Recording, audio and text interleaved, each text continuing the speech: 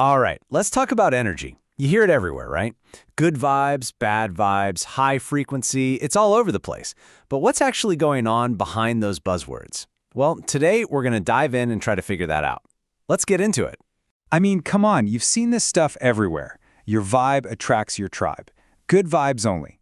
It's on coffee mugs, it's all over your Instagram feed, you name it. It's basically become our go-to way of talking about, being in a good mood. But what do we really mean by that? When we talk about vibrations or energy, is that all it is? Just a new agey way to say you're feeling happy? Or is there something more going on? That's the big question we're going to try and unpack today. So, to really get to the bottom of this good vibes thing, we actually need to rewind, like way back. We have to start with this really ancient, really fundamental idea, the concept of a life force. Long before we had microscopes and a modern understanding of biology, a lot of cultures looked at the world and came to a pretty profound conclusion. They called it vitalism. And the core idea is actually pretty simple. There's some kind of special, non-physical energy that makes living things alive. It's the spark that separates a person or a plant from just a rock. And what's so cool about this is it's not just one culture. This idea popped up all over the globe totally independently. In China, they call it qi or chi. In India, it's prana. The ancient Hebrews called it ruah, the Romans anima. Different names, different places, but they're all pointing to the exact same thing, that fundamental spark of life. Okay, so this is super important. We need to be really clear here. The energy we're talking about now is not the same energy you learned about in high school physics class, right? We're not talking about joules or electricity. This vital energy is, it's something you feel. It's experiential. It's that sense of being alive and vibrant. And in many traditions, it's believed to flow through the body in specific pathways, kind of like rivers, called meridians. Okay, so if there's this life force energy, this chi or prana, the next logical question is, can you do anything with it? Well, according to a lot of people, yes you can. Let's take a look at how people actually put this idea into practice. This quote right here really nails the whole philosophy. It's not about trying to create more energy, like you're charging a battery.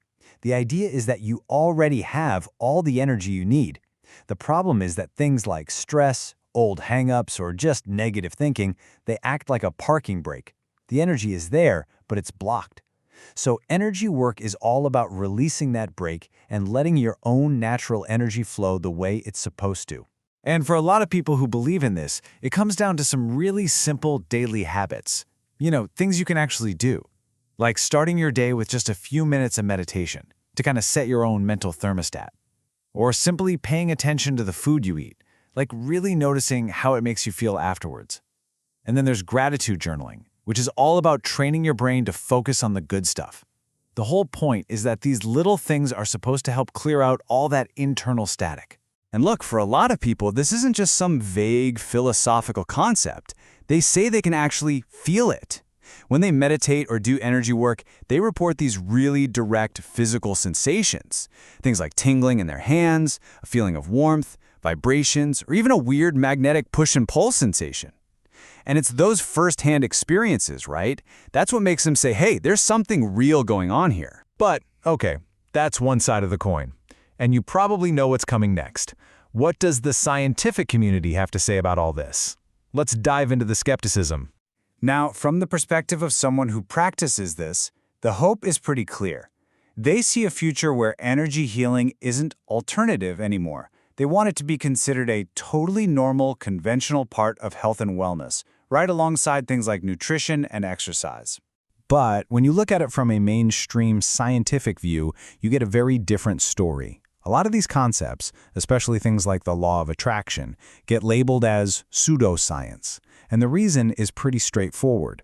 Critics say that even though they might use science-y sounding words like vibration and frequency, the claims aren't backed up by the scientific method. There's just no repeatable empirical evidence to prove it. And this quote from a Reddit user really sums up the skeptical argument perfectly. Just because science says, you know what, we don't have an explanation for that experience yet, that doesn't automatically mean the supernatural explanation is correct. It's a leap of logic.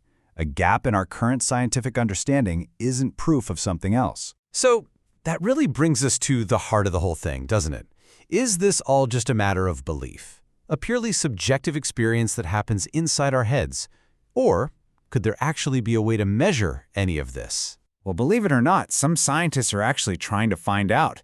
They're out there, right now, trying to build a bridge between these ancient spiritual practices and modern objective measurement. And we're not talking about just asking people how they feel. They're using the heavy hitters of medical research. I mean, look at this. This is a flowchart for a randomized controlled trial. That's the gold standard.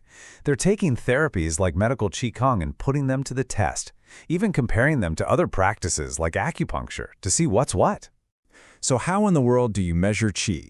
Well, one of the tools they use is something called the Ryo-Doraku method. It's basically a device that measures how well your skin conducts a tiny bit of electricity, but it does it at very specific acupuncture points.